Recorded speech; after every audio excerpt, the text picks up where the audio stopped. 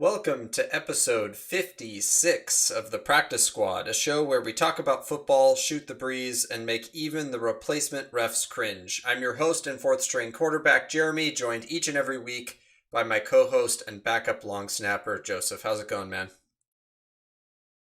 Well, I guess glad I didn't convince you to change out of that Dolphins. I am. I was gonna save that for later, but if you want me to hand you a shovel so you can dig your own hole now, that be my guest. No, it'll come up later, I'm sure. So we'll leave it for the All predictions. right, sounds good. So we are live right here on YouTube every Tuesday at 8 p.m. Pacific, or as close to 8 p.m. as we can be. If you like what you hear and want to support us, don't hesitate to like, share, and if you're feeling extra generous, to subscribe. But of course, you can like, share, and subscribe even if you think you could run this show better than us. So this week we've got our games of the week to talk about two bangers. We've got our Who Wrecked Face this week, got some good ones. We've got our commentators say the darndest things. And on that one, I'll just say it was unique. It's unique. So prepare yourselves for something unique. Our Tricky Picks segment, we're starting that up for the season this year tonight. And we're going to close out our show, of course, with our predictions for the week. So let's go ahead and get started with our games of the week. So I think last week we selected Dolphins, Bills. Oh, that's right. So we pre-selected Dolphins Bills, and because of our new format rule, it's coming into play already in the second episode or the third episode of this season, second week of the regular season. That if the game is bad, then we reserve the right to change it to a different game. And the Dolphins-Bills game was, unfortunately for Joseph, a total blowout and is not worth discussing on this show, or at least not in the kind of format that we do for Game of the Week. So we selected two other games. The first being Titans at Seahawks, which was a overtime game full of things that made me question why certain rules exist.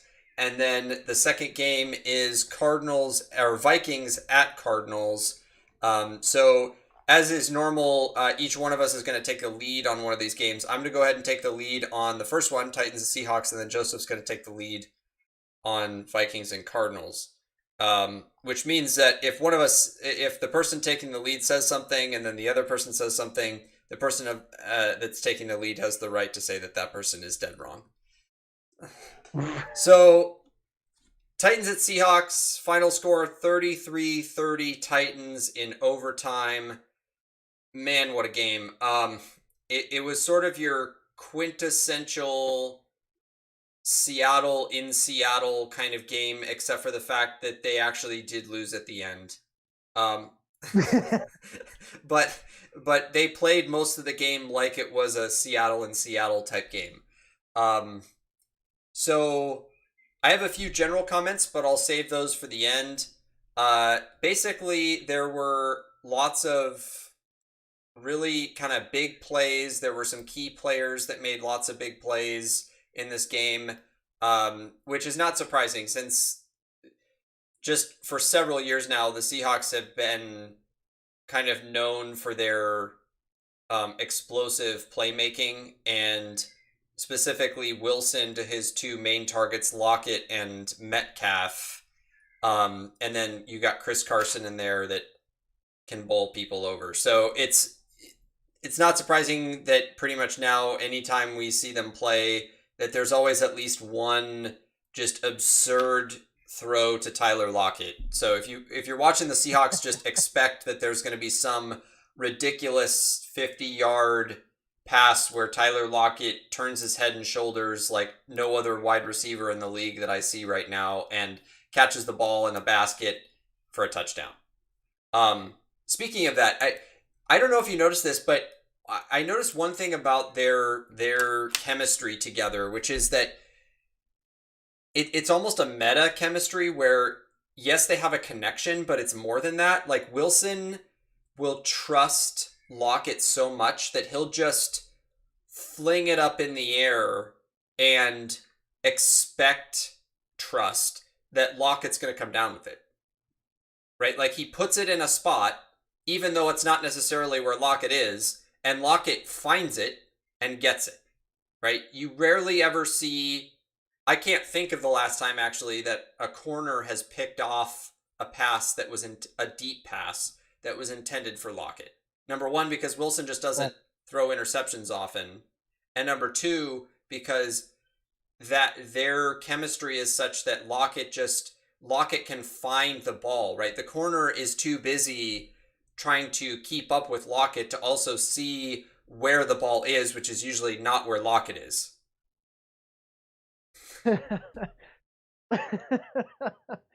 yeah, dude, Lockett is.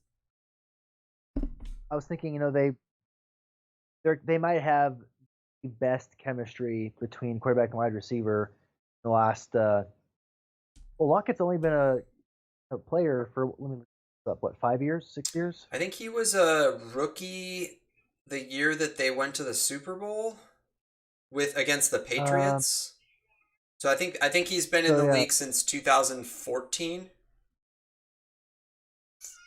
15, Oh, really? I 2015. thought he was in the Yeah, Super Bowl. Okay, maybe not. so yeah, 1, 2, 3, 4, 5. This is his seventh year. I feel like so in terms of how prolific it is, this isn't the most prolific chemistry. That's probably going to be Rodgers, Adams, something like that.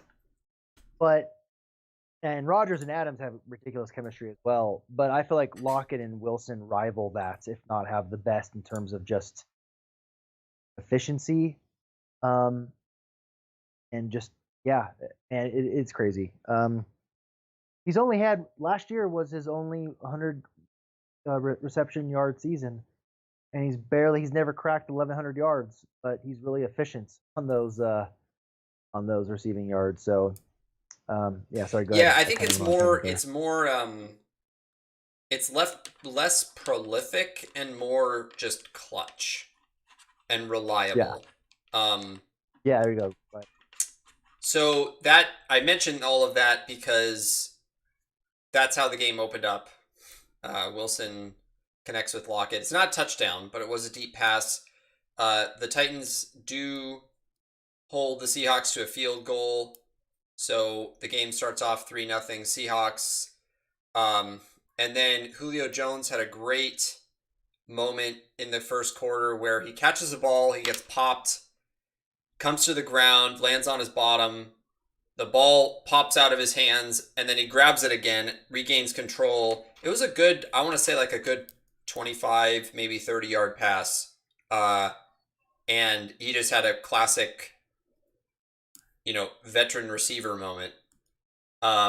He was fantastic in that game, by the way. He took hits. He was open when he needed to be open. He ran good routes. That's the Julio Jones that I remember. He's had a couple of not so great years due to injury and just kind of not good chemistry at the Falcons towards the end. But it seems like he's kind of regained his form. Did you think he looked good out there on Sunday? Yeah, I was one of the comments I think I wanted to add was I forgot it, but earlier I had it where yeah, I mean because he had 6 receptions, 8 targets, 128 yards, a touchdown. Yeah, we'll get to that. um, Don't worry. um, yeah, I mean yeah, he looked good, and the thing, but it probably helps that the pressure's not on him, right? To have Derrick Henry, to have AJ Brown, who probably is your number one option, like Brown and Julio Jones are weird in the sense that they're probably the closest 1A, 1B option in the league. Brown is probably the real number one option, but Jones is like still there and good enough. So, maybe AJ Green and Derek Hopkins are another good combo. But Derek, it's DeAndre. Um, so yeah, maybe that takes the pressure off of him. Maybe he needed new chemistry. Maybe he healed, but he did look good. And watch out for Titans. Seriously, Henry, Jones, Brown, and Tannehill's been kind of himself last couple of years after leaving the Dolphins, and he's been good enough. So, you know, outside of a good defense, the Titans, they're not a Super Bowl contender, but they're a playoff contender. And if they shore up that defense, they could be a Super Bowl contender in the next year or Yeah, two. the defense is the weakness, the weak link, for sure. And I think that the Titans basically showed why they're as good as they are on Sunday, right? They're unstoppable run game. As long as Henry's healthy and doing his thing, like they're always going to win 10 games. And Yeah. Well, now probably 11 now because right. Yeah. So it does make me worry a little bit that like if Henry was to get hurt, I I think they would Yeah. Yeah. definitely see a big drop off. Because I don't think the next man up's definitely not as talented for sure. So it's one of those situations where they're one or two injuries away from having a much worse season. They don't have the quite the depth, but as long as they're healthy, they are a good team and they're definitely favorites to win the division. So um, Jones had that great catch, which I just love watching stuff like that. And then there was that horrendous missed PI call on AJ Brown.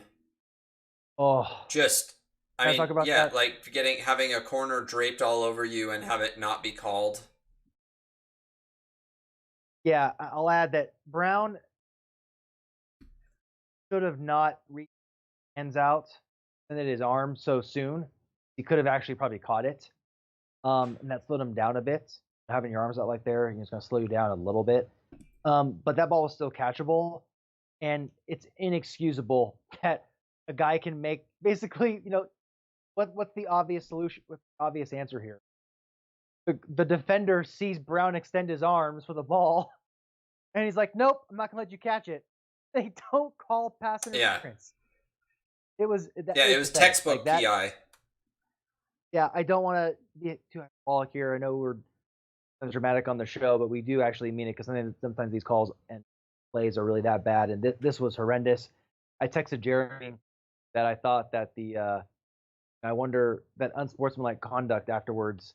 I wonder if they kind of gave that to him because of the missed call because that was a penalty for that I think, or at least after the unsportsmanlike behavior. But the thing that made it an issue was that that's only 15 yards, right? Spot of the foul would have put him at what, like the 5 yard line, 10 Yeah, yard line.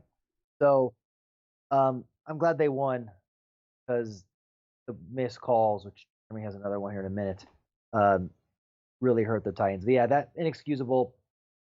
There was a ref there on the sideline, which there should have been, and he did not call that. I just don't know how you can't call that. yeah. No, I mean, what's fascinating is that all of these things that we're talking about are such quintessential CenturyLink Field stuff that happens every game, week in, week out, that they're playing home games, and yet the Titans were able to overcome that and win. And I do think so. I do think that taunting call was a kind of a makeup call for either the PI, or the Jones should have been touchdown. But we'll get to that in a minute. And I don't like, by the way, if you're a Seahawks fan and you're listening to this, first of all, I don't know if we can be friends. But secondly, I'm not saying that that makeup calls should exist. They shouldn't. Refs should be calling according to the rule book and what they see, not making mistakes and not correcting them even though they could be correcting them, and then coming back later with an incorrect call to make up for their first incorrect call. You should not be doing that. So we'll keep moving with the game. I don't want us to get too in the weeds here. So there was that missed PI, and then that kind of forced the Titans to kick a field goal. So they tied at 3-3. Then started the second quarter. The Titans got a roughing the kicker call. Seattle gets a fresh set of downs, and they still weren't able to do anything with it. But then here we go again with another just crazy inconsistency. So the Wagner sack. So Bobby Wagner runs unblocked at Tannehill, basically jumps on his face and tackles him for a sack. I Yeah, missed that. it was in the red zone, and it was actually on a third down, and it forced the Titans to kick another field goal. So they went up 6-3, but we talk about protecting the quarterback like it's this sacrosanct idea, and they've made all these rules about it, like the slide rule, the all the rules around the way that you can sack them, um, and even contact out of bounds, and then you're allowed to jump on their face. Like I don't understand. Like just because it's not helmet to helmet, does that make it somehow more safe? That didn't look safe to me. A guy like Wagner, who's two whatever 250. I don't know how much he weighs, but he's a big guy, and he like jumping on some guy's face. I just didn't understand. I don't understand why that's okay and the other things are not. But the Titans kick the field goal, go up 6-3. And then another Lockett situation. He terrible missed tackle. He gets in end zone. 10-6 Seahawks. Then Seattle scores back-to-back touchdowns. Chris Carson this time. So the Seahawks go up 17-6. And then here we are. This next scoring play, or what should have been a scoring play, was the Julio Jones. Okay, so what happened was, here's the situation. If you can close your eyes and imagine this with me. 3rd and 5. Tannehill passes to Julio Jones in the back of the end zone. He jumps up in the air to get the ball. It wasn't the best throw, but, Julio Jones makes it look good. He jumps up in the air. His first foot lands clearly in bounds, not debatable. The second foot lands toes first, clearly in bounds, also not debatable. And then his heel drops right away. And it looks like the heel is right on the line between the green and the white grass. It's hard to tell. Some of the replays made it look like it was on the white grass. Other angles made it look like it was in bounds. It was a little bit hard to tell. But the ruling on the field was a touchdown. So then they review it, just like they do all scoring plays, and it was reversed. And what the ref said was that it was out of bounds because the heel touched the white grass. And so there's two issues here. I had to do a little bit of research on this because I was confused. The reason I was confused is because we have seen over and over and over and over again catches be called catches because the toes of both feet were in bounds. And then the receiver slides out of bounds, and it's called a catch because they got both of their toes down.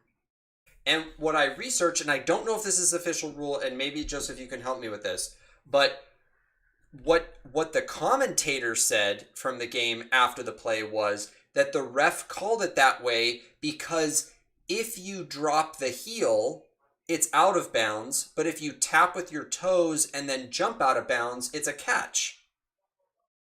Yep. Is that actually what the rule is? That did they have? I thought that wasn't it Gene or someone that made that comment?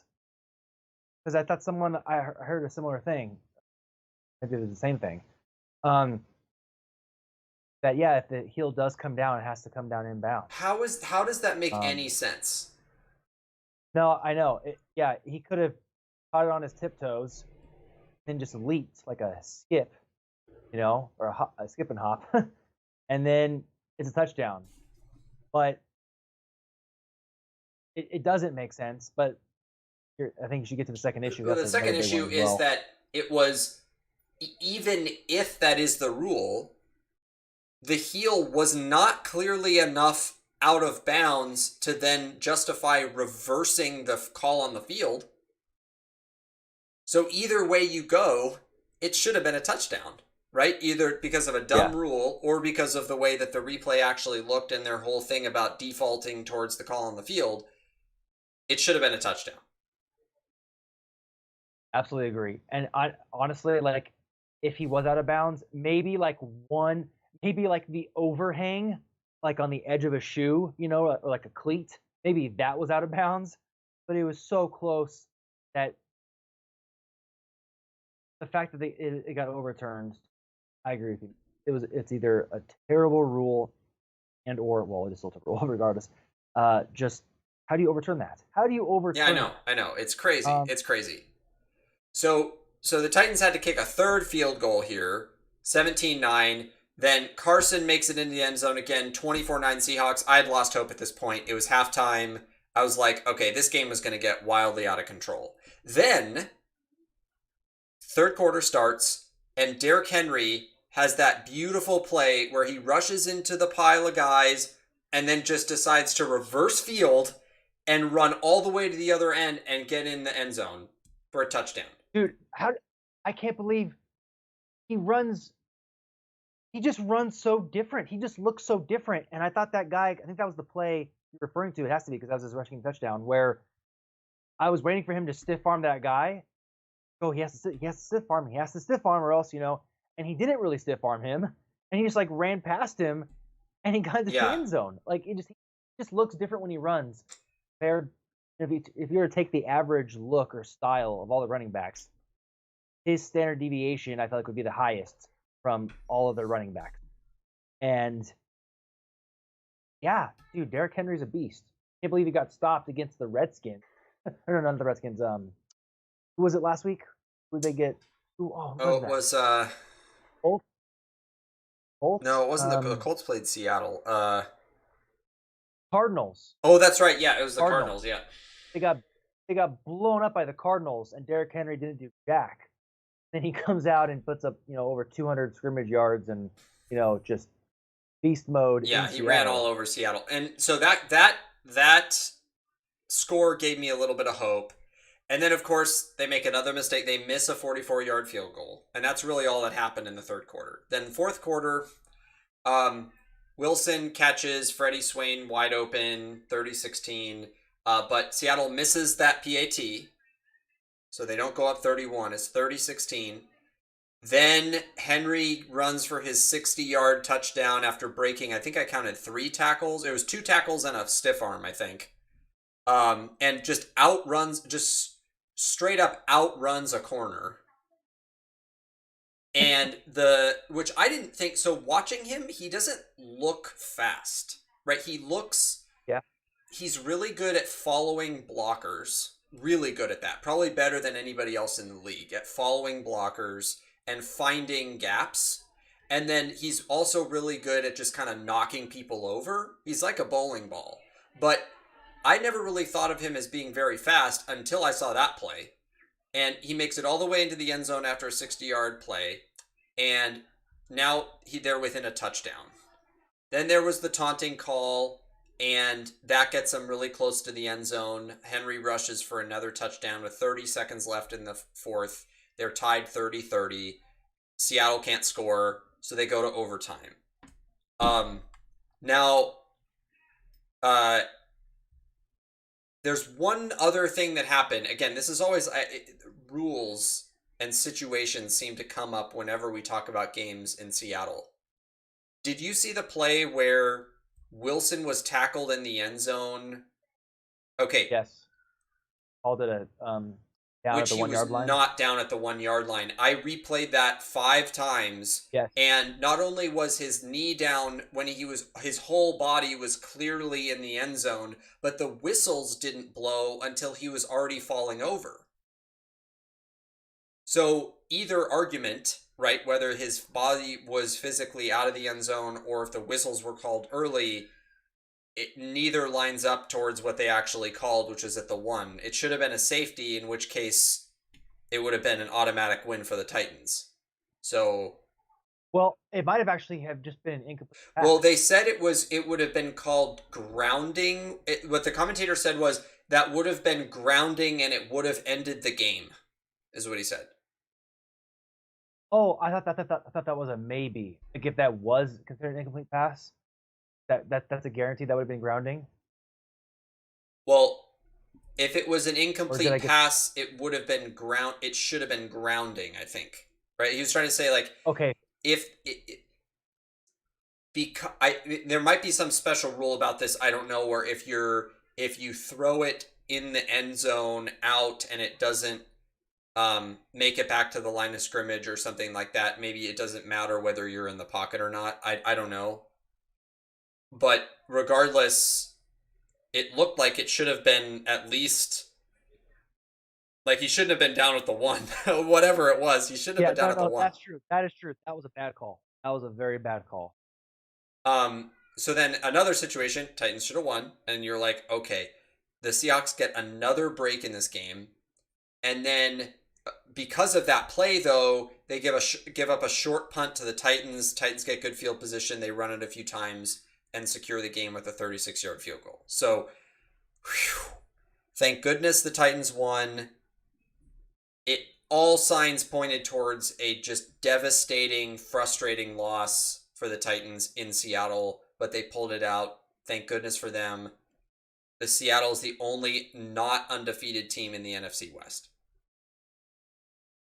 Okay, I've made all my comments for this game. So, Joseph, you can make yours, and then we can move on to the Vikings-Cardinals game.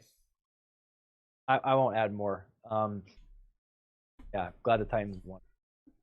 Vikings Cardinals, man, what a nail biter! I'm so glad I'm not a fan of either of these. Oh, me too.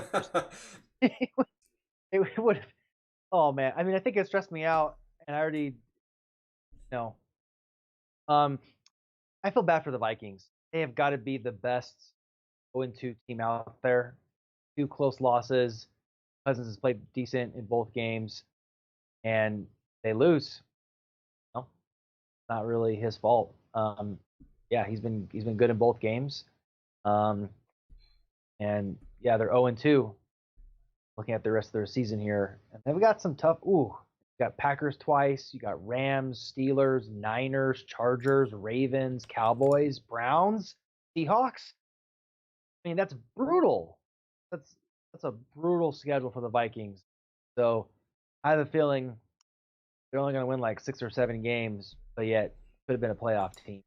It wasn't for the start, but yeah, Kirk Cousins, second play of the game, 64-yard, bomb, 64-yard touchdown, and then just an amazing play in first quarter.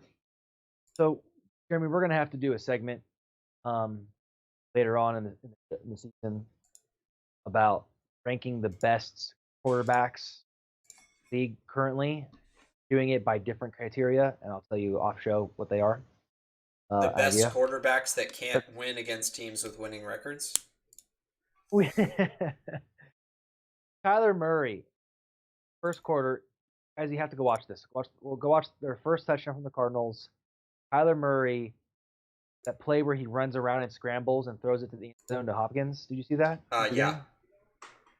Dude, that scramble was insane. What he did, he looks behind. He just scrambles differently than most, if not every quarterback.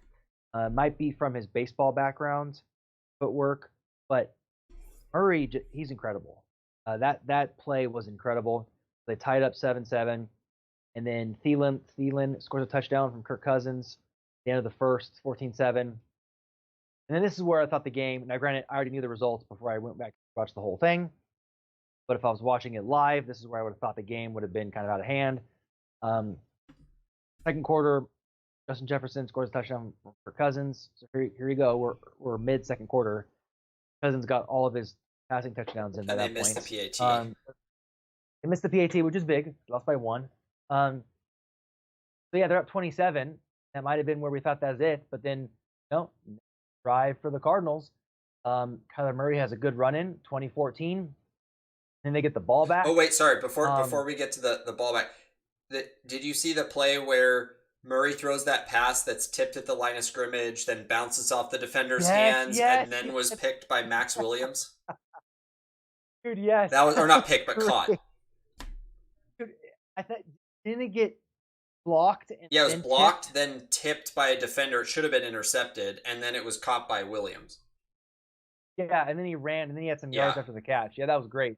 That might have been actually on one of those touchdown drives, I think. Then Murray has a good rushing touchdown, and now they're up 21-20. It's just like, whoa, how'd that happen?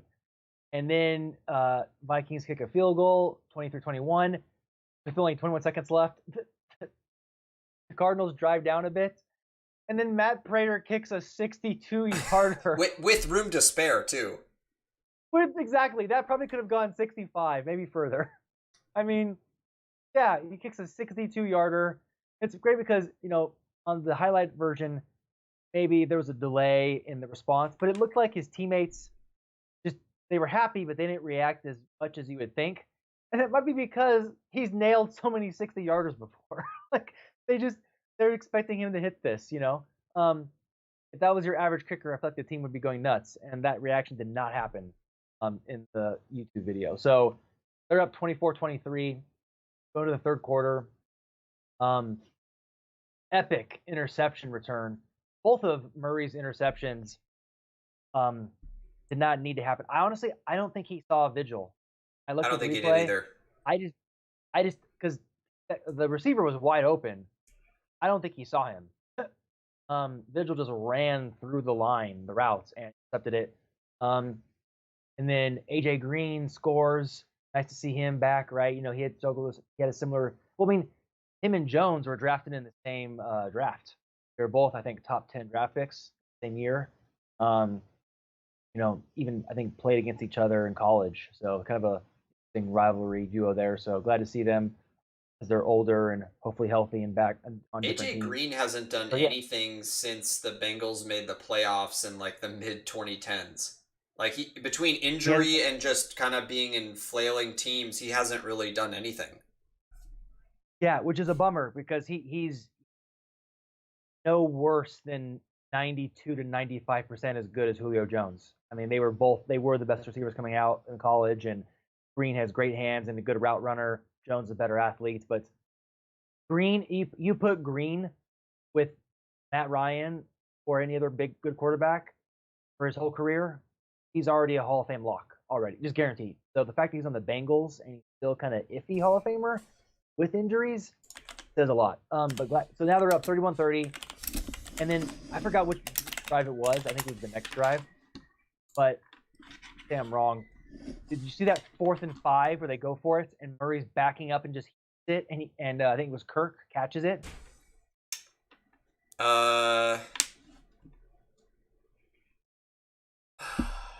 When was that? It's towards the end. It was one of their later. I think it was in the fourth quarter, maybe the third quarter for the touchdown drive. It was 3rd and 5, and they I think Murray threw an incomplete pass. It's 4th and 5. They go for it. It had to be that field goal. It had to be towards the end. I'm pretty sure. Yeah, 4th and 5. Murray's like backing up as he's almost getting hit, or before he gets hit, and he just heaves it downfield and catches it. It was amazing. It was absolutely epic. The announcer had a great call, emotional call to it. Dude, the announcers were so excited in that game. I can't remember the last time I listened to a game where the announcers were more into it.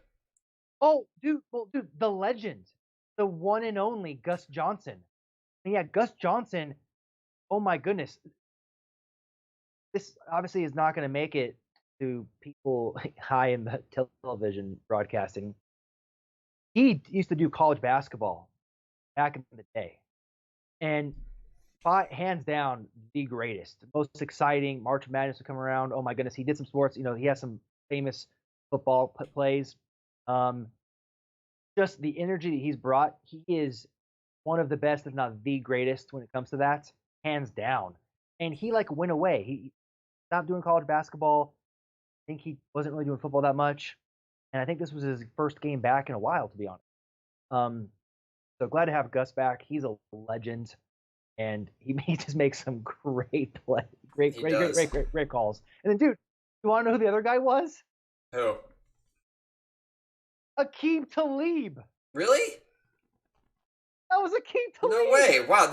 So those guys sounded like they were on. It was like they took turns being on each team, being like red shirt guys cheering from the sideline. Yeah, dude, that was Aqib. I couldn't believe that. Yeah, so that epic play happens. Oh yeah, the kicker for the Vikings nails a 52-yarder. I mean, that 52-yarder had plenty of room to spare. I think down the center. Keep that in mind. Cardinals, Prater kicks a 27-yarder. They're up 34-33. Vikings had the ball. They take it down, and they might have even exchanged the ball. I think. Yeah. Oh yeah. I think Murray threw another interception, which that one bothered me because it was 2nd and 9. And he threw it deep, and it was picked off, and that was just a bad play. He had his tight end wide open for probably a first down, if not close to it. I mean, that was the play I'm thinking of. That could have been the game. But Vikings drive down, set up for a 37-yarder. A 37-yarder. He pushed it right. Yeah, Gus's call at the end, he missed it. that was great as well from Gus. Yeah, crazy game. Vikings, oh man, that honestly, that might have actually ended their playoff chance because of how difficult remaining of a schedule they have, and starting 0-2 when they should be 1-1, playing the Bengals and then winning this game at least 1-1. That might have just ended their season. I know it sounds really pessimistic and the NFL's crazy, but something dramatic has to happen because their remaining schedule looks pretty tough. So yeah, considering Greg Joseph, right, he misses a PAT, nails a 52-yarder right in the fourth quarter, then he misses a 37-yarder. It's amazing. It brings back, I texted you this, but brings back memories of the 2015 divisional round game against the Seahawks. Oh, when they missed, what was it, like a 28-yarder or something? Yeah, dude, it was. Oh, that was like a low-scoring game, like 12-10 or something, or 12-9. Yeah, I think Seattle won like really 15-13 or something. Okay, it was very low scoring game, and because that was when the Panthers went the Super Bowl and lost. Yes. Because the Seahawks played the Panthers, I think. Yeah, the Panthers beat them in the championship game, and then the Panthers lost to the Broncos. Yeah, no, that was rough. That's when the Vikings kind of had that really, I think, a good defense. They were starting that, and so yeah, Cardinals. Yeah, dude, 3 teams in the AFC West.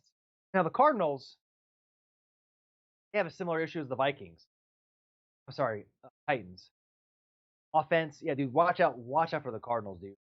Kirk, Edmonds, Moore, and then DeAndre Hopkins with Kyler Murray. That's a solid lineup. I don't know who the running back is. That defense needs to get shored up from the Cardinals. So I think they're still a playoff team. If not, they'll be in the hunt. But if they get that defense going, look out for years to come. I think Murray's gonna one of the guys that kind of takes over this league. Watching him is he's next level, man. So crazy game. There's been some exciting games this season so far. That's been fun to watch. So yeah, two really good weeks of football. I don't know if you mentioned this, but there were 7 lead changes in this game. I did not. Well, I wouldn't be surprised. Yeah, that was a lot. 7 lead changes, and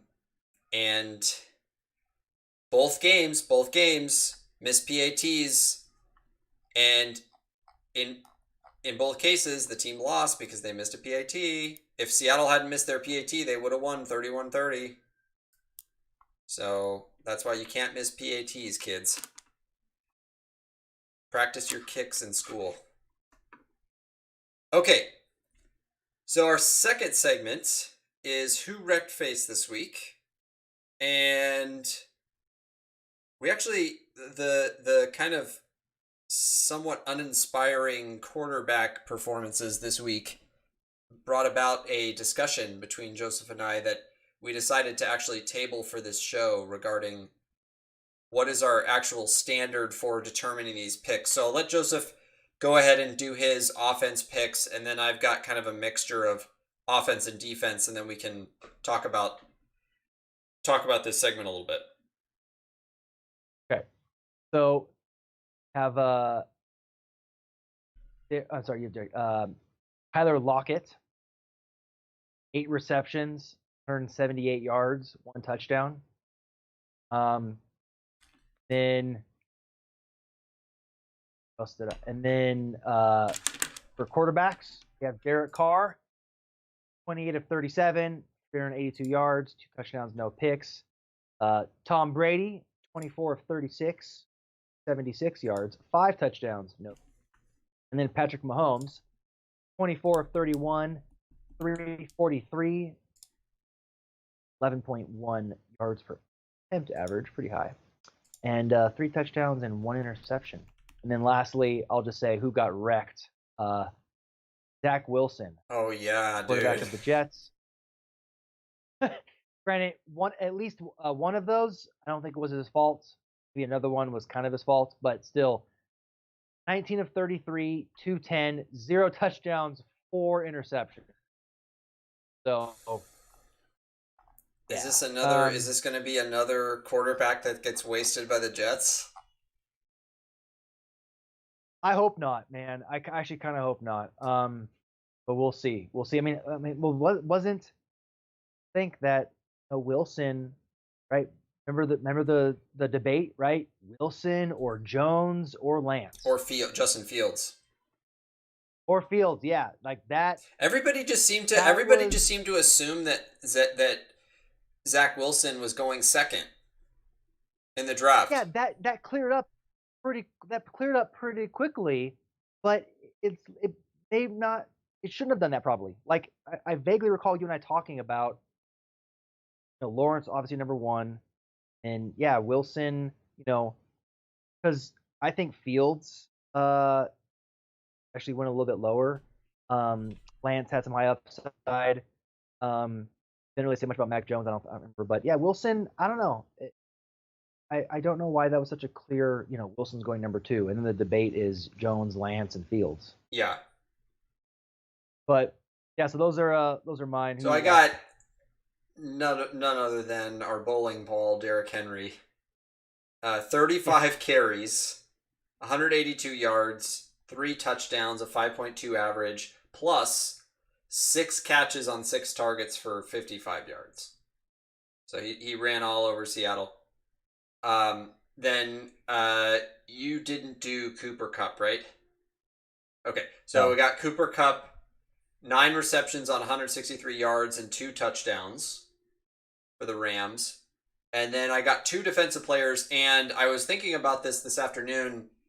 I think in terms of tackles, this is the highest number of tackles recorded by a single player since we started doing Wrecked Face last season. Hold on, let me guess. It has to be that had last season. That number has to be at least 17. Yeah, it's 20. Bobby Wagner with 20 tackles and a sack. Oh my I know. And then Danielle Hunter for the Vikings had 7 tackles and 3 sacks of Kyler Murray, which 3 sacks against Kyler Murray is more like 6 sacks. Let's be honest. Yeah. So I think the discussion we wanted to have briefly is kind of what our standard is for having players, because the purpose of this segment was not to just, here are the best players this week. That's not what this segment is. This segment is, here are the players, if there are any, that really, really stood out in their performance this week. And sometimes that means for certain positions we don't pick anybody. Sometimes it means we pick 3 people if there were 3 really good players. So the main thing that Joseph and I were kind of going back and forth on a little bit off the show was, how do we determine that for a quarterback? And we're not going to talk about the other positions because we don't have time. But for quarterbacks, there's a few different factors that go into how we determine that. And I think number 1 is, and by the way, this is not an exact science. We don't we don't have our algorithm computer sitting over here determining whether or not something should be in here or not.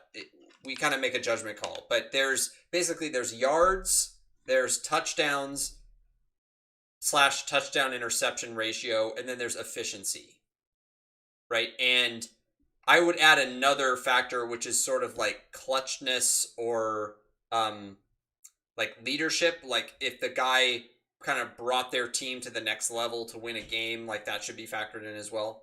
So I'll start with you, Joseph. How do you kind of go about making your determination of whether a quarterback should be on this list or not? So I can say this actually in general for all players and for quarterbacks, is I go through and I pick anyone that just has that either gut feeling of like you look at it, you're like, duh. Like for instance, Cooper Kupp, Tyler Lockett, they're just duh. And then I also, to be safe, right? You don't want a more conservative approach.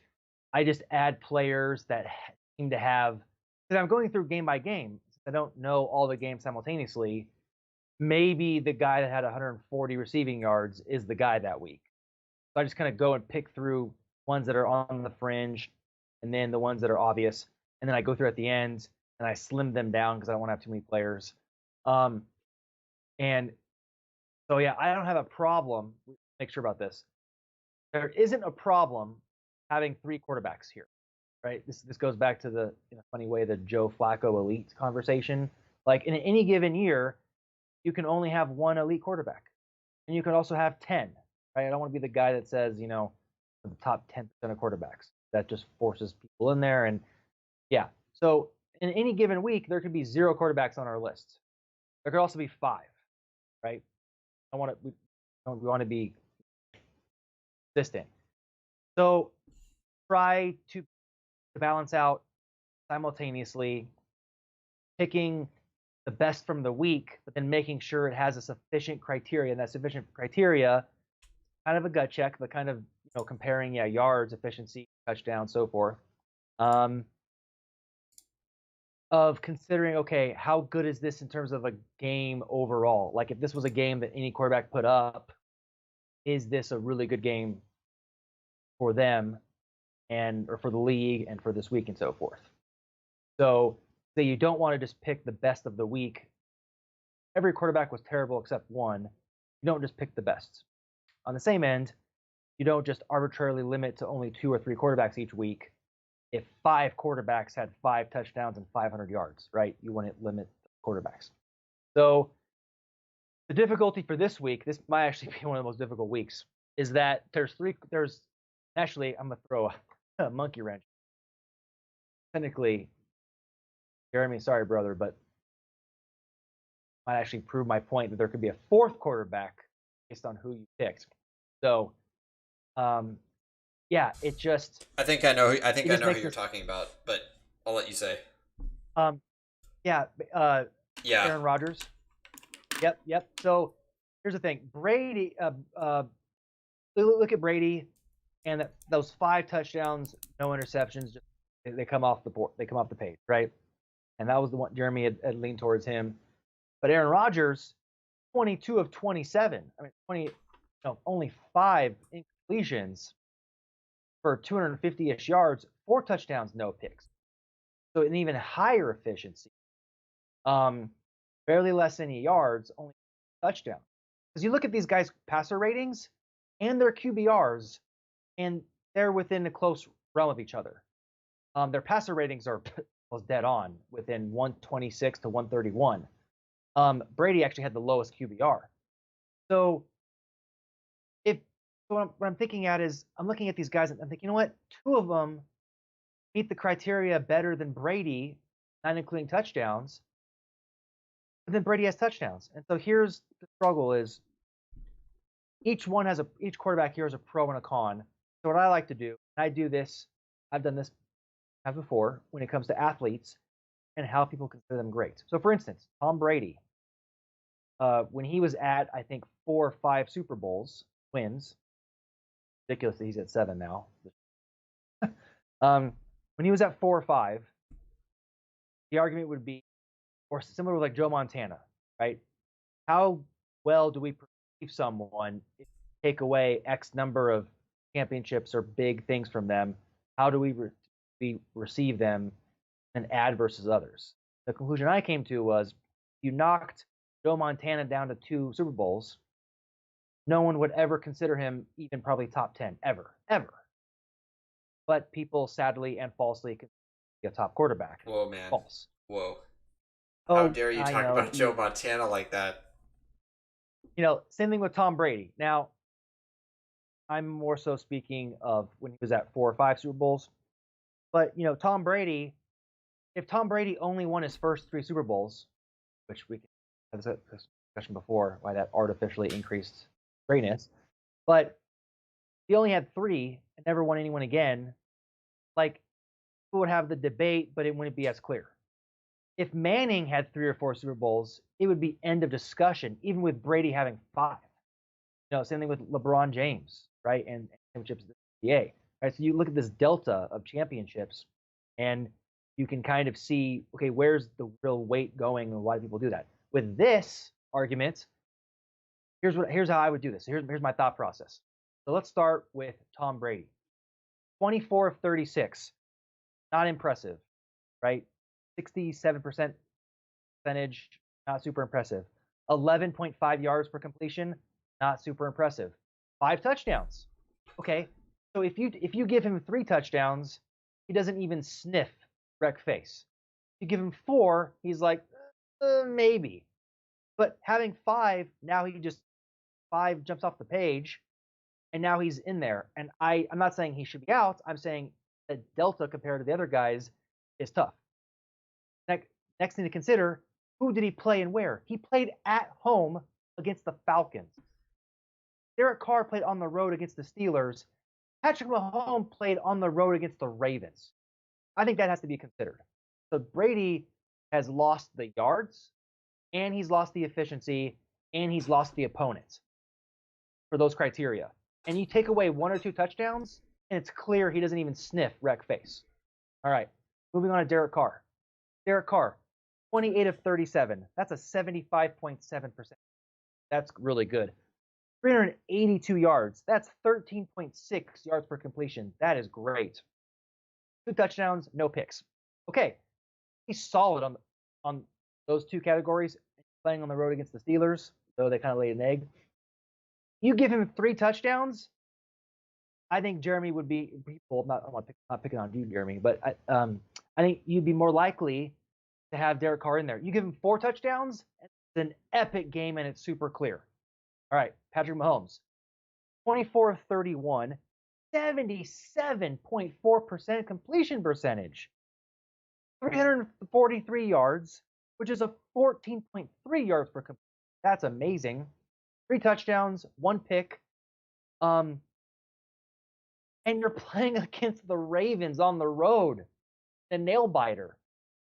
So, you give him 4 touchdowns, it's a done deal. It's an absolute done deal, regardless of Brady, what he did.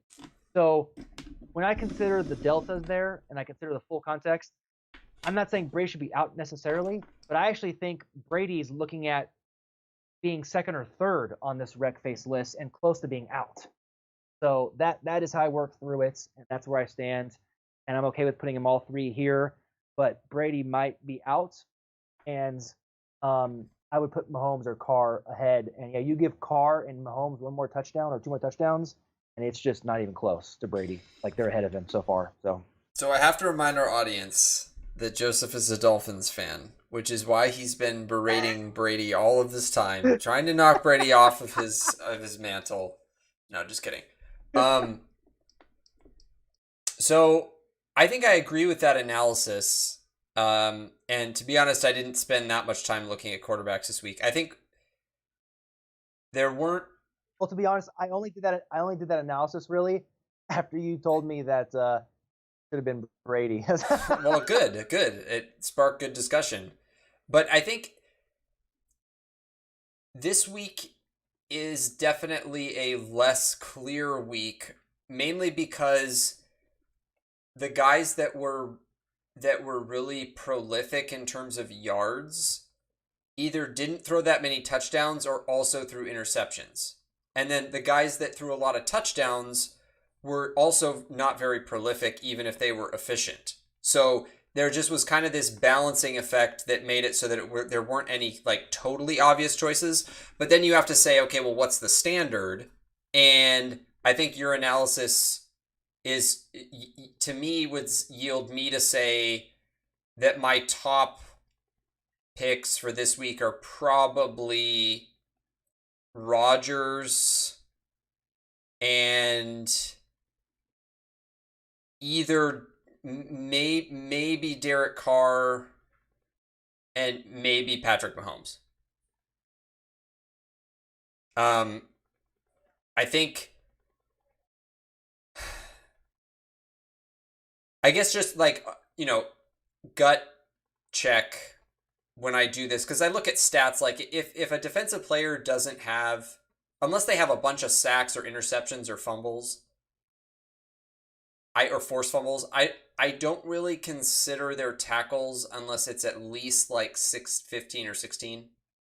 Right? So there's kind of a floor there, and for me, like looking at quarterbacks, I usually look for the yards to be 350, 400, something in that range, and for the completion percentage to be at least 70, and for there to be at least 3 touchdowns and preferably no interceptions. That's kind of just like the gut. And then the X factors are who they played, how good was the defense, how much pressure were they under? Like if you look at sack numbers, I think that's also a fair analysis.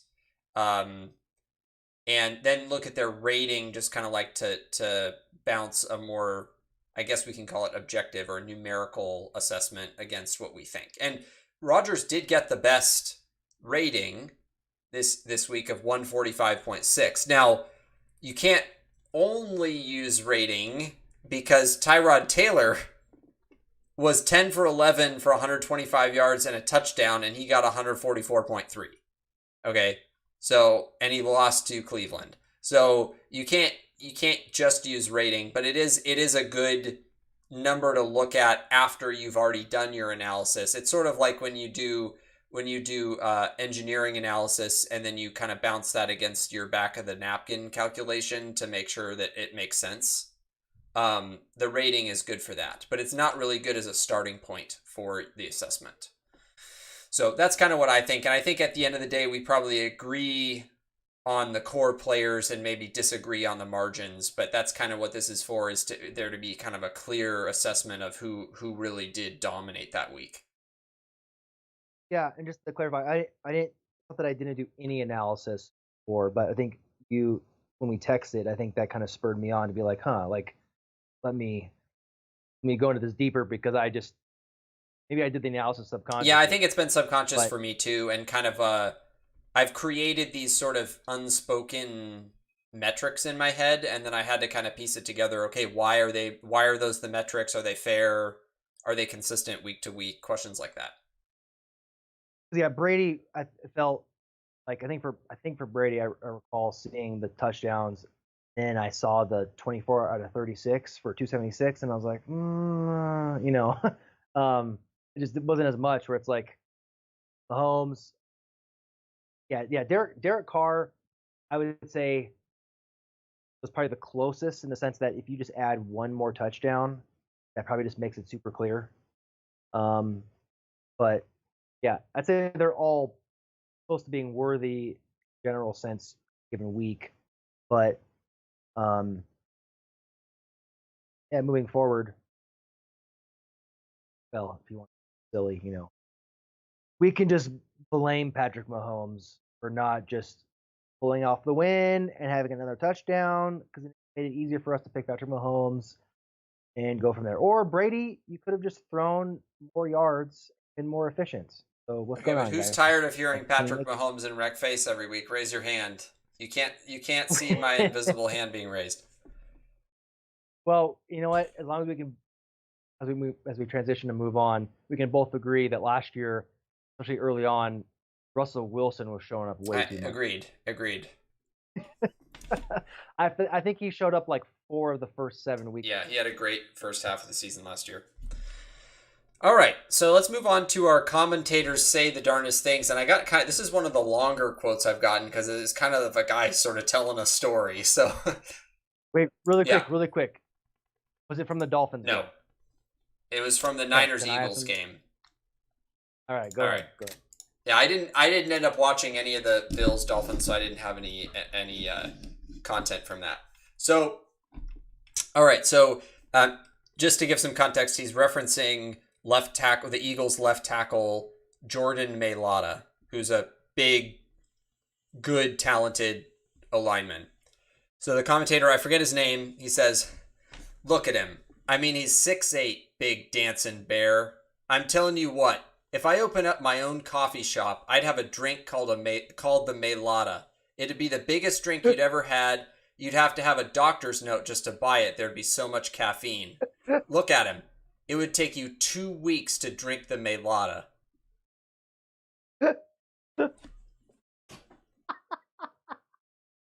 So I have to listen to that game. I wonder if that was Mark Schlereth. That was the guy that, remember last year we had a guy that just had these ridiculous for several Let me weeks, look I that. think. Let me look it up because they did show him, so I'd recognize it if. Yes, it was. It is him. It was Mark Schlereth. Yeah. Yes. Guys, it's been amazing that just by hearing, I have no idea that Mark did this game. No idea. But so isn't it amazing that just by the ridiculousness and the length of that quote that I could guess that it was him because of last year. I know that he had several. I mean, I bet I could go back. It was when the Dolphins played. Oh, who'd they play? Dolphins played a game, and I think there was a Giants game. And yeah, Mark Schlereth just had so many gold nuggets, but it took forever to type up because they were long. Yeah, and so the lesson learned is if we're ever having trouble finding a quote for the week, just listen to Mark Schlereth's game. Yes, that is fact. Oh my goodness. So this wasn't worth typing up. It was longer, and you had to just listen to it. So I forgot when in the Dolphins game this is. I can't just point you guys to it, and they probably wouldn't put this in there anyways. But there was this really kind of funny, awkward, kind of interesting moment where, and I wonder, like, and we're not going to get into the politics of this. Trust me, there's plenty of politics, sadly. But we're gonna ignore that. But that's what kind of makes it kind of interesting and awkward. Like, okay, is this going to turn into something? I doubt it is. I think it was minor enough to where it's not going to turn into something. But there was this moment where one of the announcers was, and I think he was an ex-football player. He's an ex-football player, probably in his 50s or 60s. I'm just guessing. And they're talking about the chemistry that Josh Allen and Stephon Diggs have, and like they're friends off the field and everything, and they're similar, you know. And they showed like this magazine cover of like they're both in their jerseys, and Stephon Diggs is like jumped on Josh Allen, you know, kind of like your dad used to hold you when you were a kid, you know. And he's like jumped on him, and there was a female reporter, and she said it was adorable. And the guy just couldn't let that happen. And he's like, "Why wouldn't call it adorable?" And he just started talking about you don't use that word, and people in the locker, you know, you wouldn't use that word in the locker room and stuff. And then I think she eventually referenced that, like other people had called it adorable. I think they were men, and it's like, you just don't use that word. You just don't use that word. So, I'm paraphrasing, but yeah, and it went on for like maybe a minute, and there was like a pause, and then I think the other announcer just didn't say anything, and the female reporter took it very graciously, but it was just kind of funny, a little awkward. Yeah, that's not adorable. Yeah, that sounds like a comment that could go down the drain very fast. Yeah, so it didn't go down the drain, luckily, but it was still interesting. So, all right, what's our next segment? All right, our next segment is Tricky Picks. So lay it on me, Joseph. What do you got this week?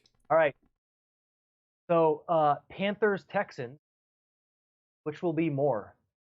McCaffrey's total yards plus his rushes plus his targets, or Texans passing yards in the first 3 quarters. McCaffrey. Okay. I'm going to go McCaffrey as well. I'll admit, I just made that pick kind of after you did. I made my picks first, so let me do... Cheating alert. Cheating alert. Well... Okay, let me make my pick here. This next one. Okay. Over-under. Right, 4.5. 4.5, over-under. Bengals at Steelers. Joe Burrow's combined sacks and turnovers. Oh, wait, you're not giving me a number? You're just telling me to pick my own number and say if it's going to be over or under?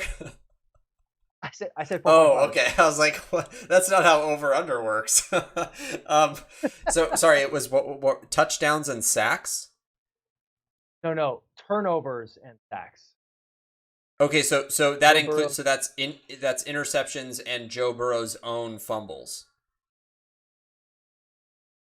fumbles that he doesn't recover. that he doesn't recover. Right. Or So turnovers. right, but his own turnovers. Okay. Yes. Over under 4.5. Yeah.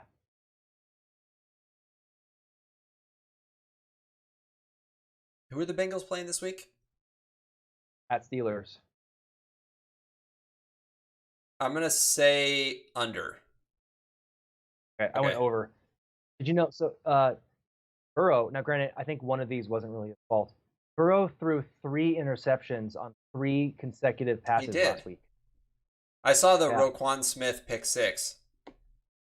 I don't think one of those was his fault, though. I think one went through the receiver's hands. But still, that's pretty. All right, last one here. What a game this is going to be. Bucks Rams. I'm actually proud of this one. I was rushing towards the end to make these, and this one I made just on the spot. This was. Let me guess. Total receiving yards or passing yards of Tom Brady and Stafford over under 3,000. No, what will be greater? Man, this is so good. I almost just don't want to save it. All right, what will be greater? The combined score that each team has on their first drive for both halves, or the total touchdowns, turnovers combined in the whole game. So that needs some clarification. One option on the right-hand side is all of the touchdowns and all of the turnovers combined that the Bucks and Rams have, like combined. The other option, the total points. So it's going to be 4 drives total, right? Each first drive in both halves. That's 4 drives worth. So if they score field goals, that's 12, right? Touchdowns, that's 28 or 24 plus PATs. So, but not all teams score on their first drives. May not all score touchdowns. And Bucks Rams is going to be kind of a crazy game. So maybe a few turnovers, bunch of touchdowns. Who knows how many drives are scored? I don't know, but I thought that was a pretty good one. So I'm gonna say it's the scoring in the first drives. Okay, same here. Yeah, I may have to play with that one a bit, but I thought that one. So those are our tricky picks. We have the same for two of our picks. So Joe Burrow. Joe overrated Burrow. Up to bat. Joe Burrow will. Well, if he's overrated, why did you go under?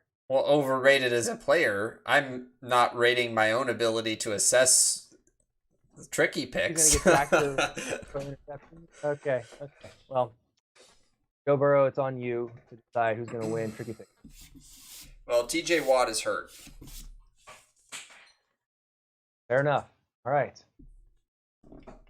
Unfortunately, I wanted him to have a great year this year, and they're going to need him because their offense is blah. Well, Rodgers is hurt. Not Rodgers. Yeah, didn't he hurt his pec or something? Yeah.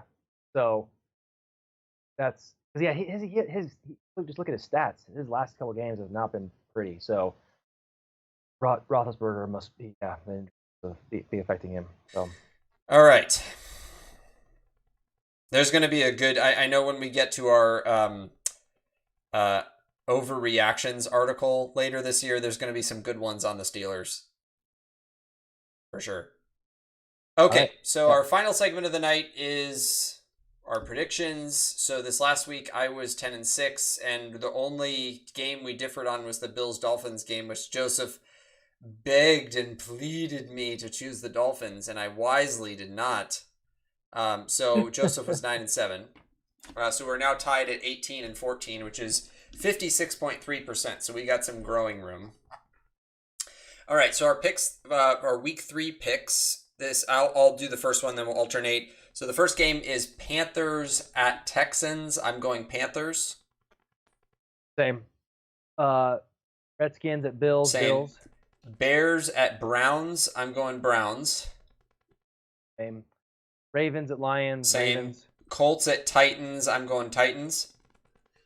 Same. Chargers at Chiefs. Going Chiefs. Though I would not be surprised if the Chargers pulled it. Same on both accounts.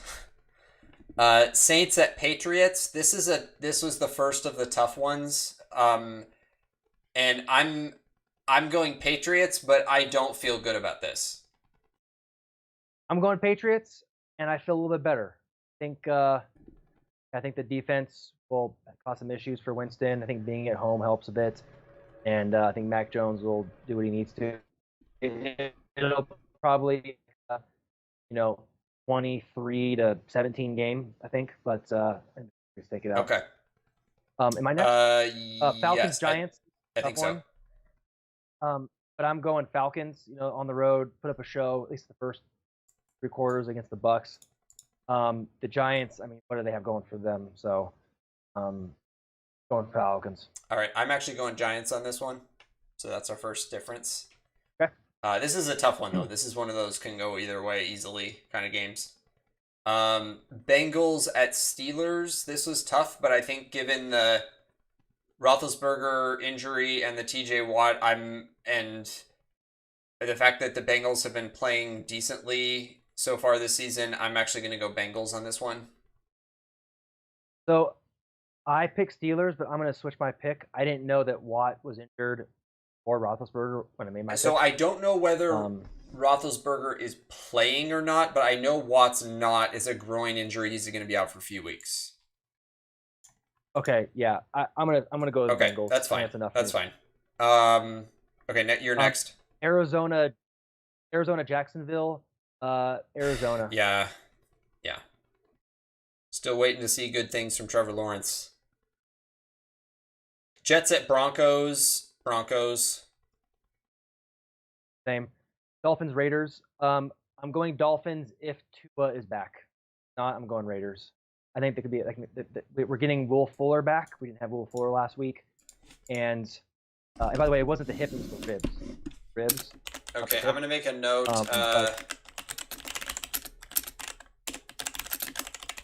Okay, so you said you're picking Dolphins if Tua plays. Yeah, if Tua starts, I'll go Dolphins. If not, okay, I marked that as a red, but I have a note there for the conditional. I'm picking Raiders. And then next one is Bucks at Rams. This is a tough one, but I'm going to go Bucks. This is very tough. I'm going Rams. Okay, that's fair. Seahawks at Vikings. I'm going Seahawks. I the Vikings. Huh. You pick the Vikings. You know what? I'll stick with it. Okay. Yeah. If it was in Seattle, that'd be a no-brainer. And the Vikings. I hope they do. A 1-2 Seahawks. Okay, Packers at 49ers. I'm going Niners. This one is tough. I put a note here when I made these picks that I would make it conditional once I saw the Monday night game. So I made my picks before the Monday night game. And then I saw the Monday night game. I was like, ooh, okay. Rodgers means business. But they're on the road. Oh, dude, this one's tough, man. Do you at least agree this one's like a 55 at most? No, I think that. You think it's more than 60? Yeah, I think the Packers are gonna have a lot of problems in this game. They don't have their left tackle, and they don't have their best pass rusher.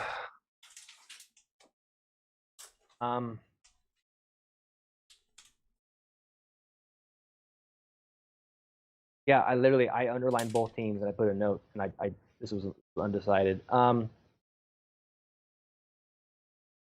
Tell you what, I couldn't persuade you to go to the Dolphins. I'll let you persuade me to go to the Niners. All right. It's the Sunday night game. And lastly, so your audio's having a little bit of issues. So a good thing we're going to be wrapping up the show soon. If you're still with us. Apologies for that. We've been having some issues with Joseph's mic, but we're about to wrap up. So, all right. So we're picking Eagles, Cowboys. Going same. Cowboys. All right, so we had Falcons Giants was different. Dolphins Raiders maybe that's a conditional, and then we had Bucks Rams and Seahawks Vikings different. So at least 3, maybe 4 different. And our game of the week we decided is going to be Packers at 49ers, and if we have time, we'll select a second game, a second good game to talk about next week. And of course, if the Packers Niners ends up being a stinker, we'll choose something else.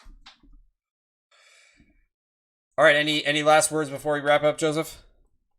Alrighty, so that is a wrap for this week's episode. If you did not fall asleep during tonight's episode or any of our past episodes, please like, share, and subscribe here on YouTube, as those are free ways for you to support our show. Don't forget to follow us on Twitter at The Practice Squad and at Neuralizer_. Just as a reminder, if you've missed past episodes, you can watch or listen to them right here on my YouTube channel. The episodes go up immediately after you go live, so you can feel free to watch, rewatch, watch on your own time, whatever you feel like doing. As always, thanks so much for joining us, and we'll see you next week.